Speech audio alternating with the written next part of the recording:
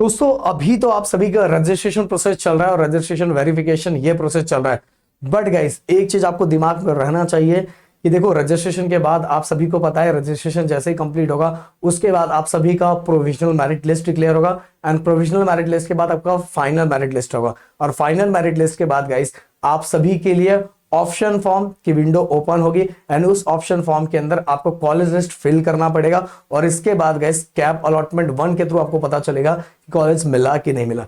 मैंने बच्चों को हमेशा बोला है, ये चीजें मैंने पिछले कई सालों से ये चीजें बच्चों के सामने रखी, पर मुझे पता है कि बहुत सारे बच्चे इतना सीरियस नहीं होते। बट मैं एक चीज जरूर बोलूंगा, अगर आप सीरियस नहीं होगे तो आगे जाके बहुत ज्यादा पछतावा होगा।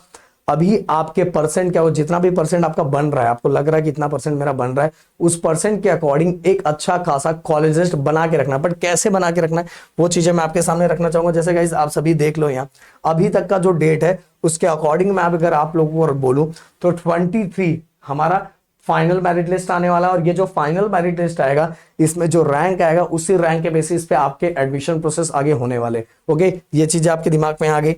अब गाइस एक चीज मैं जरूर आप लोगों को बताना चाहूंगा, मैं ये होम पे आ जाता हूँ। यहाँ देखो, जैसे मैं जस्ट एग्जांपल ले लेता हूँ, 24-25 का कट ऑफ लिस्ट है ये। ओके, ये देखो यहाँ government college of engineering Amravati civil engineering just example. Okay, अब ओपन में 91.37% ये इनका कट ऑफ था, किसके लिए? सिविल इंजीनियरिंग के लिए, ओपन वाले बच्चों के लिए, जेंट्स के लिए। अब यहाँ आपको कट ऑफ, आपको किस तरह से अपना कॉलेज लिस्ट बनाना है।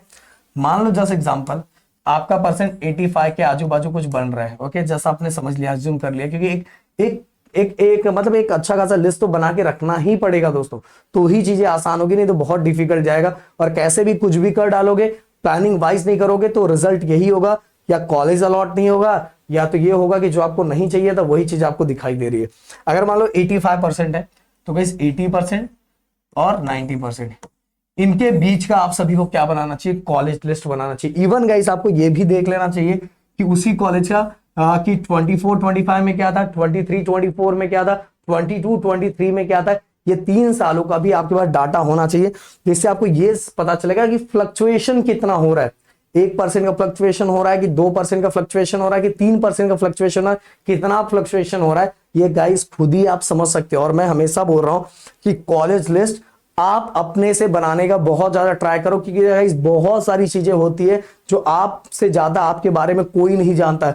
जब एक किसी भी कॉलेज का लिस्ट बना रहे हो तो उस कॉलेज का प्लेसमेंट क्या है, प्लेसमेंट के साथ ही गाइस वो कॉलेज आपसे कितना दूर है, इवन गाइस आपके फाइनेंशियल कंडीशन वाइज वो कॉलेज क्या बिल्कुल सही है, वहां हॉस्टल का खर्चा आप उठा सकते हो, वहां ट्रैवलिंग आप यहाँ कंटिन्यू कर सकते हो, ये सभी चीजें भी मैटर करती है।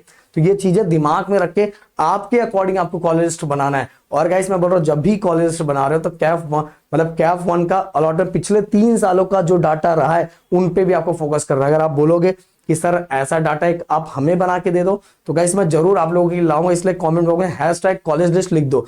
अगर ज्यादातर बच्चों का रिस्पॉन्स आया तो मैं जरूर आप लोगों के लिए मेहनत करूंगा और वो चीजें आप लोगों के सामने जरूर रखूंगा। एंड गाइस मैंने जो बोला अपने परसेंट वाइज ही चीजें करो, कुछ भी सुन के ये नहीं कि आपने 80% का किया, आप 95% के ऊपर का 99% सोच रहे हो, तो ऐसा कुछ होने वाला नहीं है। आपकी जो चीजें है, आपकी जो हक की चीजें, वही चीजें आपको मिलने वाली है। आप जिस क्राइटेरिया फिट बैठते हो वही चीज आपको मिलने वाली है। तो शायद जो बातें मैंने बोली वो जरूर आपको समझ में आएगा। और नए हो तो प्लीज चैनल को सब्सक्राइब करना, क्योंकि यही चैनल आगे 3 साल की जो आपकी जर्नी बची हुई है इंजीनियरिंग डिग्री की, वो इसी चैनल के थ्रू होने वाला है। तो मिलते हैं नेक्स्ट वीडियो में। Thank you so much guys. जय हिंद एंड जय महाराष्ट्र दोस्तों।